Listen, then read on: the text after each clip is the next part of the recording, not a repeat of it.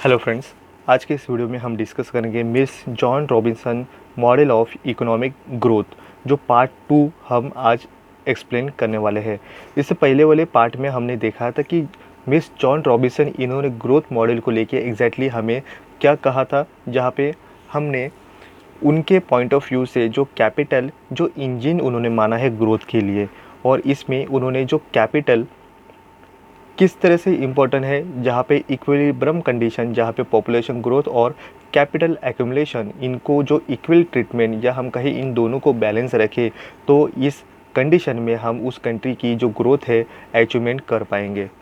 तो इसमें हमने पार्ट 1 में देखा था इसके इंट्रोडक्शन, अजम्पशंस, उसी के साथ हमने जो उनके जो प्रोसेस ऑफ द ग्रोथ ये भी हमने देखे थे, और किस तरह से प्रॉफिट रेट और कैपिटल एक्यूमुलेशन इनको अचीवमेंट किया जाएगा सही तरीके से। तो ये पॉइंट ऑफ व्यू हमने पार्ट 1 में देखे थे। आज के इस पॉइंट में हम देखेंगे कि गोल्डन एज एग्जैक्टली यहाँ पे मिस जॉन रॉबिन्सन के द्वारा किस तरह से यहाँ पे एक्सप्लेन किया गया था, उसके फॉर्मूला, उसकी डेफिनेशन भी देखेंगे, डायग्राम और क्रिटिज्म किस तरह से किए गए हैं, ये हम पार्ट 2 में हम कवर करेंगे। मिस जॉन रॉबिन्सन इनकी जो ग्रोथ मॉडल है इकोनॉमी को लेके, ये पॉइंट में उन्होंने हमें इस मॉडल में ही एक इम्पोर्टेंट जो पॉइंट कहा है वो है गोल्डन एज। ये गोल्डन एज एग्जैक्टली है क्या, तो उन्होंने एक सपनों जैसा एक कॉन्सेप्ट यहाँ पे एक्सप्लेन किया है, जहाँ पे अनरियलिस्टिक लगने वाला जो फेजेस है इसको ही उन्होंने कहा है गोल्डन एज। तो ये अनरियलिस्टिक खुद उन्होंने ही यहाँ पे उन्होंने एक्सेप्ट किया है। उन्होंने कहा है कि इस कॉन्सेप्ट में यहाँ पे कोई भी प्रॉब्लम क्रिएट नहीं होते हैं इकोनॉमी के अंदर। यहाँ पे डेवलपमेंट जो फेजेस होते हैं ये प्रॉपरली यहाँ पे स्मूथली यहाँ पे इकोनॉमी फुल एम्प्लॉयमेंट की कंडीशन में हम चलाते हैं, या हम कहें कि जो पॉपुलेशन बढ़ती हुई जो इकोनॉमी के अंदर है उसी के साथ साथ कैपिटल एक्यूमुलेशन यहाँ पे पूरी तरीके से यहाँ पे इक्वली ट्रीटमेंट करता है बढ़ती हुई पॉपुलेशन के साथ साथ। जो यहाँ पे उन्होंने दो मेनली फैक्टर को यहाँ पे यूज़ किया, जहाँ पे लेबर और कैपिटल, लेबर को वेजेस मिलेंगे, कैपिटल को उनका मिलने वाला प्रॉफिट, इन दोनों में उनकी जो डिस्ट्रीब्यूशन है ये सही तरीके से यहाँ पे डिस्ट्रीब्यूट किया जाएगा, और बढ़ती हुई जो पॉपुलेशन ग्रोथ रेट है ये इक्वल होगा कैपिटल एक्यूमुलेशन रेट को, और इसी को ही उन्होंने गोल्डन एज कहा है। तो ये एग्जैक्टली उन्होंने जो इक्वेशन दिया है, इस इक्वेशन से हमें पता चलता है कि क्या एग्जैक्टली ये उनका फार्मूला है जहाँ पे उन्होंने अप्लाई किया है गोल्डन एज को। तो ये उनका कॉन्सेप्ट कहता है बढ़ती हुई पॉपुलेशन जिस तरह से बढ़ेगी, जो स्टेडी ग्रोथ को लेके ही चलेगी, ना कि जहाँ पे इंडिया हो, चाइना हो, इनकी जो पॉपुलेशन ग्रोथ बढ़ी है उस तरह से यहाँ पे पॉपुलेशन नहीं बढ़ती है।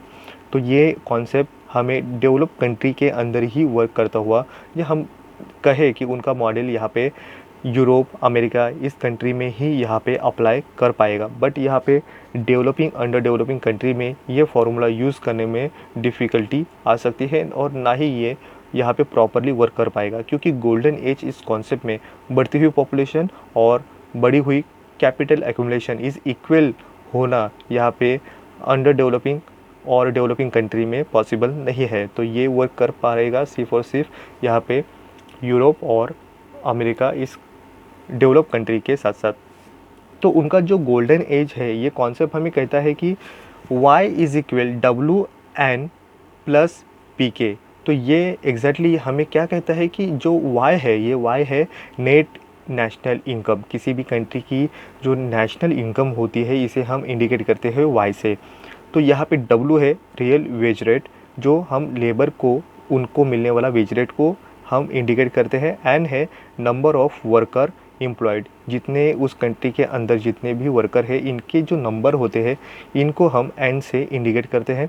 तो प्लस क्या है, हम किस से प्लस करेंगे, जहाँ पे लेबर का, यहाँ पे जो लेबर है उनको WN से हम इंडिकेट करेंगे। तो कैपिटलिस्ट क्लास जो है उनको हम इंडिकेट करेंगे P और K से। तो P ये हमें कहता है कि P प्रॉफिट रेट है, के अमाउंट ऑफ कैपिटल, इन दोनों का इक्वेशन हम करेंगे तो ये गोल्डन एज हमें कहता है y is equal WN plus PK। तो यहाँ पे WN को हम जोड़ के अगर उसका इंडिकेशन ले कि एग्जैक्टली इसका मीनिंग क्या है, तो है wage receive by the labour, और PK का मीनिंग होता है profit earn by the capitalist. जहाँ पे WN ये प्रेजेंट करता है लेबर को मिलने वाला wage rate, W wage rate, real wage rate, and वो नंबर ऑफ वर्कर जो इंडिकेट करेगा एक लेबर क्लास को। तो यहाँ पे PK इंडिकेट करता है कैपिटलिस्ट क्लास को, जहाँ पे P उनको मिलने वाला प्रॉफिट रेट और K यहाँ पे अमाउंट ऑफ कैपिटल, वो कितना इन्वेस्टमेंट करेगा। तो इसी को इक्वल ट्रीटमेंट करते हैं, और ये लेबर क्लास और कैपिटलिस्ट क्लास इन दोनों को का ही जो मिलने वाला वेज रेट और प्रॉफिट, इन दोनों को मिला के हमें मिलता है उस कंट्री की इनकम। यही इक्वली ट्रीटमेंट गोल्डन एज में मिलाया जाता है। इसको और भी समझने के लिए हम एक्सप्लेन करेंगे कि यहाँ पे वही हम इक्वेशन लेंगे जो यहाँ पे y is equal WN plus PK। अगर हम उनकी वैल्यू भी डाल दें तो ये हमें और भी समझने के लिए और भी बेहतर होगा। यहाँ पे हम समझे जो रियल वेज रेट है ये हम करोड़ में लेंगे उस कंट्री के अंदर, ये नंबर यहाँ पे डाले हैं, बट यहाँ पे हम उनका जो वैल्यू है ये वैल्यू हम करोड़ में लेंगे। तो यहाँ पे रियल वेज रेट W यहाँ पे इंडिकेट करेगा 20 करोड़, और जो नंबर है यहाँ पे N जो है नंबर ऑफ वर्कर एम्प्लॉयड यहाँ पे 10 करोड़। इन दोनों को अगर मल्टीप्लाई करेंगे तो आंसर आएगा 200 यहाँ पे करोड़, प्लस यहाँ पे PK हमें इंडिकेट करेगा, P को हम मानते हैं प्रॉफिट रेट। यहाँ पे प्रॉफिट रेट कितना परसेंटेज में है, और K जो है अमाउंट ऑफ कैपिटल, हम कैपिटल कितना इन्वेस्टमेंट करेंगे। इनको हम जो करोड़ में हम इनका मल्टीप्लाई करेंगे तो ये आएगा 600 करोड़।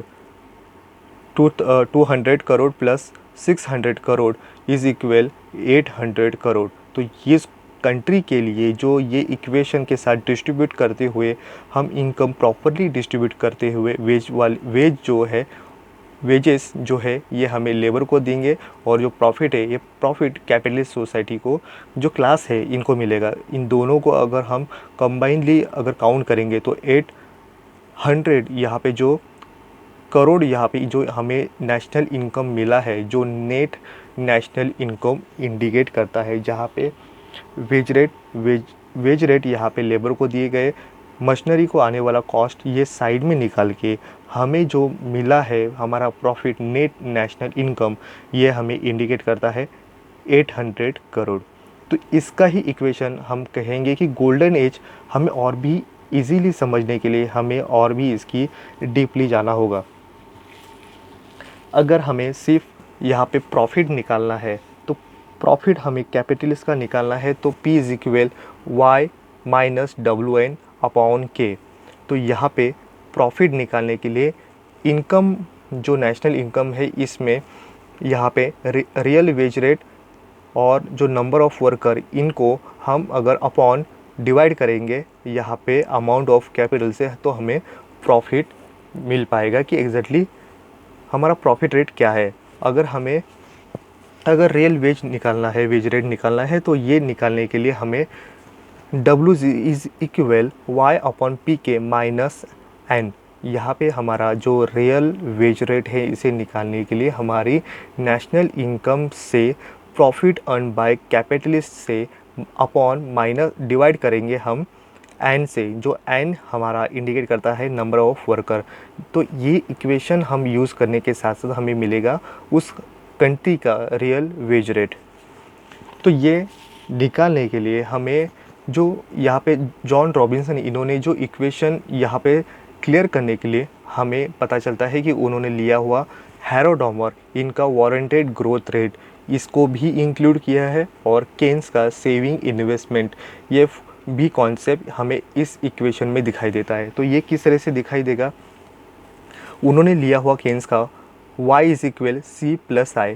तो ये इक्वेशन हमें क्या कहता है कि y जो है इनकम है, C कंजम्पशन है, और I इन्वेस्टमेंट है। तो ये इन्वेस्टमेंट किस तरह से होगा, क्योंकि इनकम में से हम जब कंजम्पशन हम यूज़ करेंगे, कंज्यूम करेंगे, और जो हमारा जो सेविंग है, ये हम जो नहीं कंज्यूम किए हुए जो इनकम है जो बैलेंस इनकम है ये हमारा सेविंग होता है। और केन्स ने जिस तरह से कहा है कि जो सेविंग है ये सेविंग को ही इन्वेस्टमेंट में डाल दिया जाएगा। तो यहाँ पे I is equal S, I investment equal है एस, हमारी जितनी भी सेविंग हुई है ये सेविंग हम यहाँ पे नेशनल की ग्रोथ बढ़ाने के लिए हम इन्वेस्टमेंट करते हैं।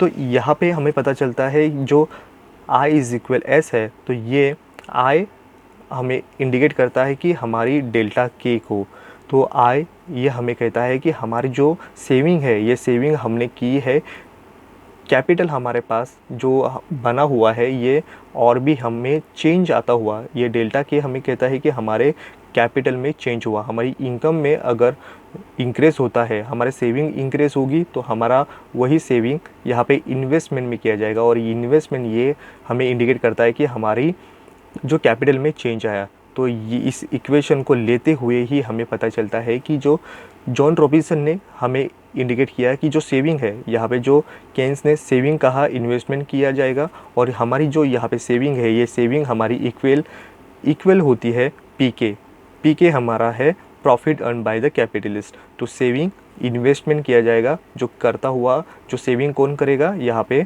सिर्फ कैपिटलिस्ट किया जाएगा अकॉर्डिंग यहाँ पे जॉन रॉबिन्सन। तो एस इज़ इक्वल पी के, अगर पी के ये इक्वल है डेल्टा के, जो यहाँ पे इन्वेस्टमेंट किया जाएगा डेल्टा के का, तो यहाँ पे डेल्टा के इज़ इक्वल पी के हमारा प्रॉफिट अर्न बाय कैपिटलिस्ट, जो उनसे यहाँ पे इन्वेस्टमेंट में कैपिटल में जो चेंज आएगा इसको इक्वल किया जाएगा पी के, और पी के हमें इंडिकेट करता है हमारा इन्वेस्टमेंट।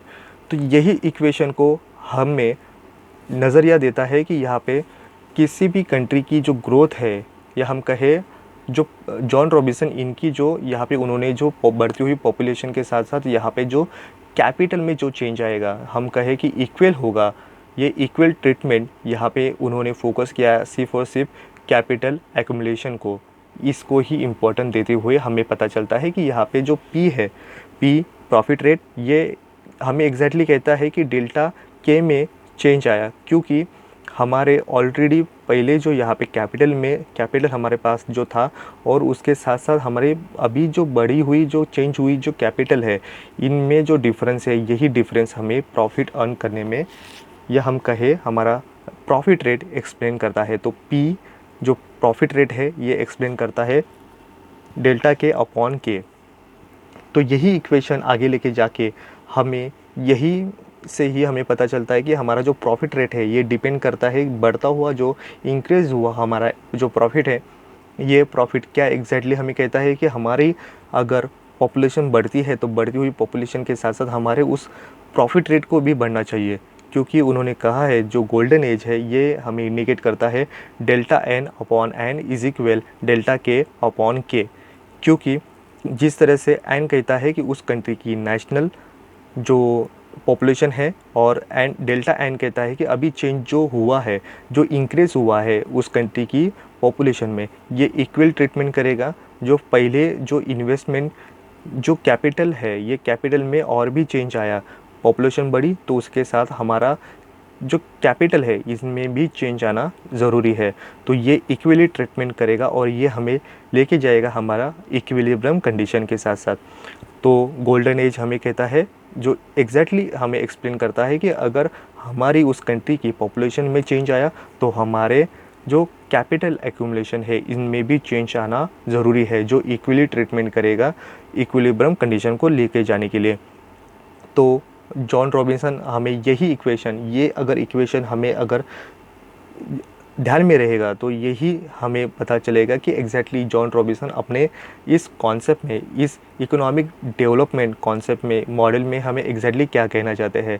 जिस तरह से delta N upon N is equal delta K upon K, यही इक्वेशन हमें कहता है बढ़ी हुई चेंज हुई पॉपुलेशन ये इक्वली ट्रीटमेंट करेगा हमारे बड़े चेंज हुए पॉपुलेशन के साथ, हमारा उतना ही चेंज हुआ हमारे कैपिटल एक्यूमुलेशन में। तो अगर हम माने कि अगर इनमें अगर डिसइक्विलिब्रियम कंडीशन को हम अगर फेस करते हैं तो ये फेस करता हुआ हमें क्या प्रॉब्लम क्रिएट होगा। तो अगर हमारा डेल्टा एन अपॉन एन ये मोर देन होगा डेल्टा के अपॉन के। अगर हमारी पॉपुलेशन ज़्यादा है और हमारा कैपिटल एक्यूमुलेशन कम है तो हमें क्या प्रॉब्लम फेस करना होगा? अगर हमारी पॉपुलेशन ज़्यादा है तो हमारी बढ़ती हुई पॉपुलेशन को अनएम्प्लॉयमेंट प्रॉब्लम को फेस करना होगा। हमारे प्रोडक्शन को हम आउटपुट उतना नहीं दे पाएंगे, हमारी हाई प्रॉब्लम को हम फेस करेंगे। इकोनॉमी एक डिसइक्विलिब्रियम कंडीशन में जाती हुई दिखाई देगी, जो अनएम्प्लॉयमेंट कंडीशन होने की वजह से प्रोडक्शन नहीं लेंगे। हमारा जो इन्फ्लेशन है ये भी बढ़ता हुआ दिखाई देगा।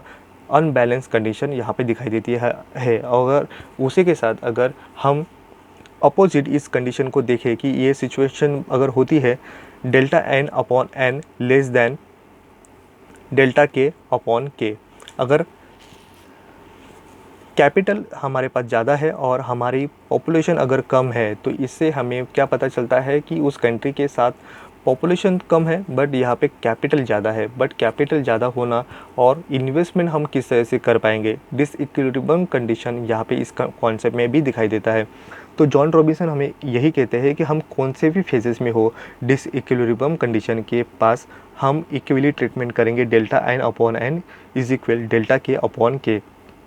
हम इन दोनों में से कौन से भी फेज़ में हो तो हम फाइनली जाके कौन से फेज़ में जाएंगे, हम इसी फेज़ में जाएंगे और यही इफ़ेक्टिव यहाँ पे इक्विलिब्रियम कंडीशन हमें मिल जाती। गोल्डन एज जो जॉन रॉबिन्सन इनके द्वारा जो ग्रोथ मॉडल है इसको समझने के लिए हमें इस डायग्राम के साथ एक्सप्लेन करेंगे, जो और भी हमें एक्सप्लेन करेगा कि एग्जैक्टली जॉन रॉबिन्सन इनका जो ग्रोथ मॉडल है ये एग्जैक्टली हमें क्या कहता है।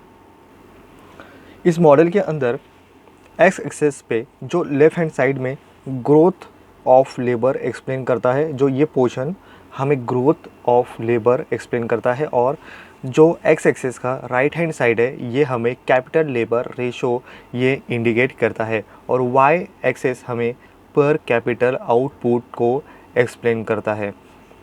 हमें यहाँ पे दो कर्व यहाँ पे दिखाई देते हैं जहाँ पे एंटी जो है हमें टेंजेंट लाइन हमें एक्सप्लेन करती है, तो एंटी ये हमें टेंजेंट लाइन, और ओपी हमें एक्सप्लेन करती है प्रोडक्शन फंक्शन कर्व। और यहाँ पे जो प्रोडक्शन फंक्शन है ये वर्क करता है सिर्फ और सिर्फ दो फैक्टर को, लेबर जो एन से इंडिकेट करता है और के यहाँ पे कैपिटल को इंडिकेट करता है। दो ही फैक्टर को लेके ही यहाँ पे नेशनल इनकम का जो प्रोडक्शन है ये लिया जाएगा। तो एंटी जो इंडिकेट करता है टेंजेंट लाइन, जो किस तरह से यहाँ पे अचीवमेंट किया जाएगा पॉपुलेशन ग्रोथ को, और कैपिटल एक्यूमुलेशन, इन दोनों का इंटरसेक्शन किस तरह से होता है, इसी से ही हमें ई पॉइंट हमें इंडिकेट करता है। जब यहाँ पे टेंजेंट लाइन जो ग्रोथ ऑफ पॉपुलेशन को लेके यहाँ पे लेबर का जो एंटी से एक्सप्लेन करता है, और प्रोडक्शन फंक्शन कर्व जो इन्वेस्टमेंट या कैपिटल से इन्वेस्टमेंट किया जाएगा, ये प्रोडक्शन आउटपुट लिया जाएगा ओ पी से, जो इंडिकेट करता है वाई टी, जो Y is equal function of N K explain करता है। तो O P production function curve हमें एक्सप्लेन करता है। तो इन दोनों का जब एक दूसरे के साथ इंटरेक्शन होता है जी पॉइंट तक, तो ये हमारा टोटल जो आउटपुट है, या हम कहें हमारा टोटल प्रोडक्शन क्या होगा, ओ ए जी सी, ये जो बॉक्स है ये बॉक्स हमारा पूरा टोटल प्रोडक्शन लिया जाएगा। तो इसमें वेजेस को अलग किया जाएगा और यहाँ पे हमारा जो प्रॉफिट है ये अलग किया जाएगा। तो यहाँ पे इस प्रोडक्शन लेने के समय हमें एग्जैक्टली कितना वेजेस लेबर को दिया गया, ओ डब्ल्यू, या हम कहें ओ डब्ल्यू ई सी, ये बॉक्स हम हमारा टोटल प्रोडक्शन से हम माइनस करेंगे। हमारा जो प्रॉफिट हमें अर्न हुआ है ये हुआ यहाँ पे डब्ल्यू ए, ये हमारा प्रॉफिट है। ये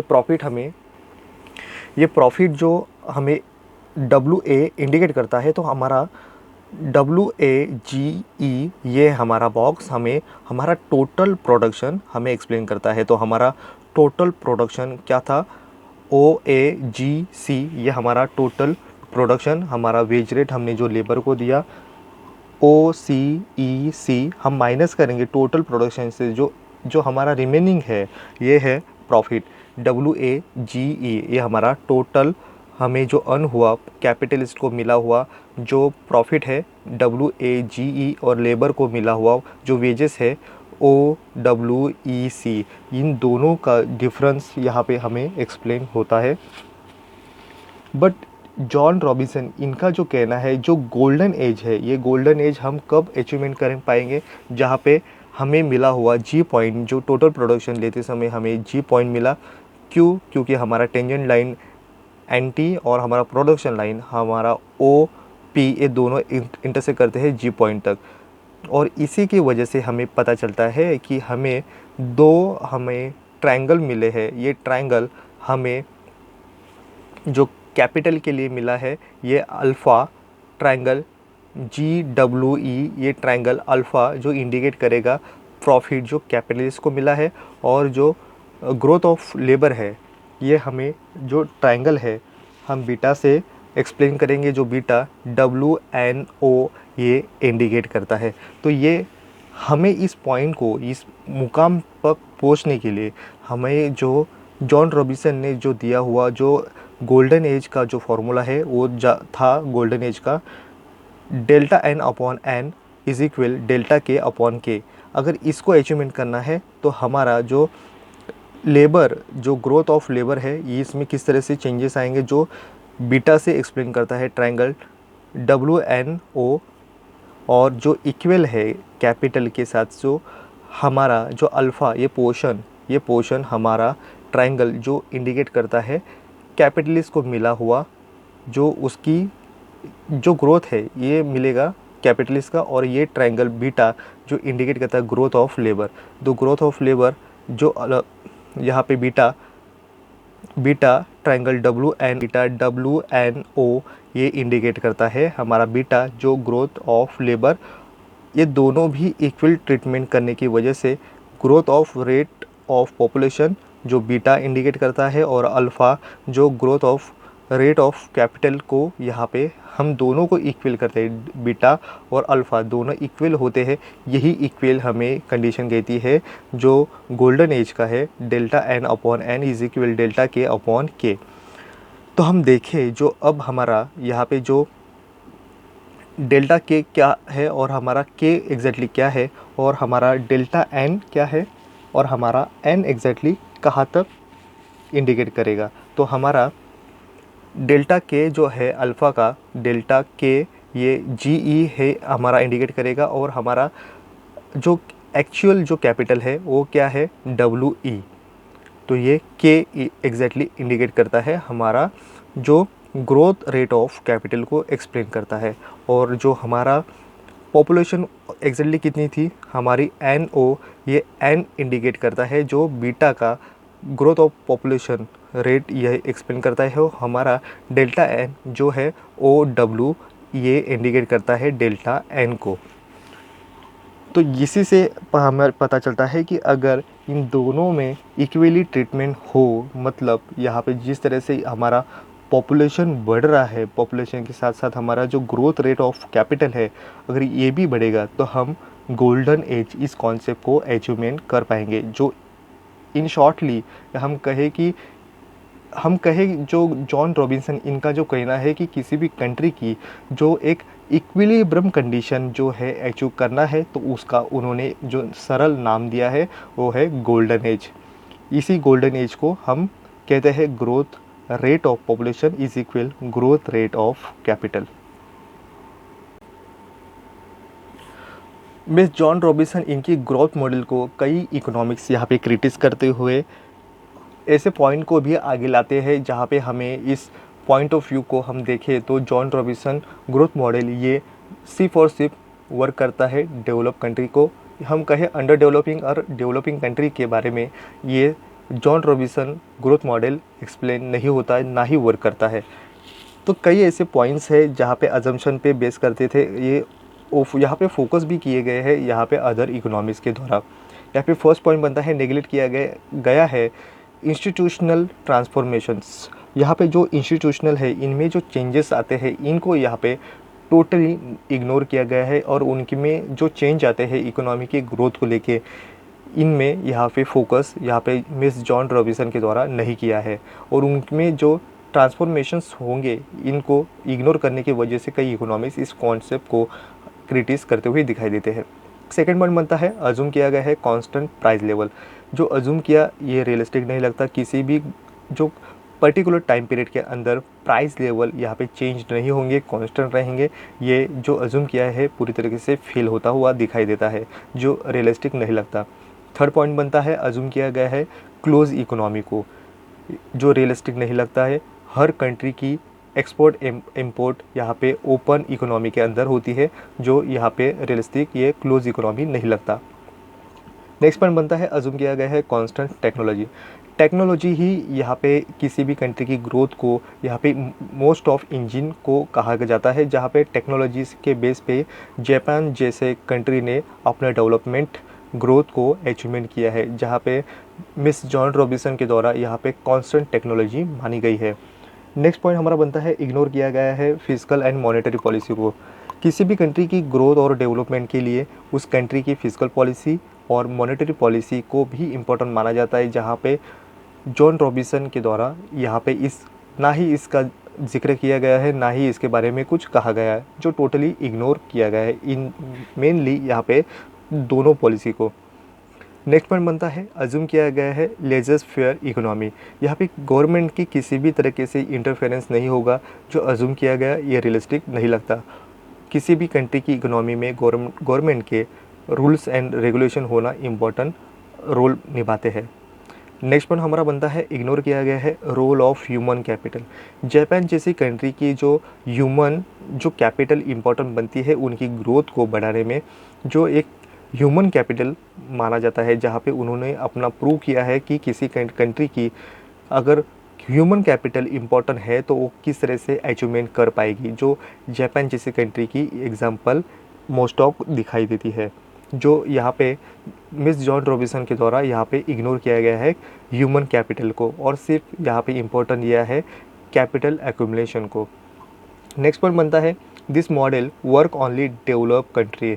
ये मॉडल वर्क करेगा सिर्फ डेवलप कंट्री के साथ साथ, बट यहाँ पे डेवलपिंग और अंडर डेवलपिंग कंट्री में ये ना ही वर्क करेगा, क्योंकि यहाँ पे पॉपुलेशन ज़्यादा है और एक्यूमुलेशन जो कैपिटल का है यहाँ पे कम होता है, तो ये मॉडल वर्क नहीं कर पाएगा डेवलपिंग अंडर डेवलपिंग कंट्री में। नेक्स्ट पॉइंट बनता है, अज्यूम किया गया है टू फैक्टर ऑफ प्रोडक्शन।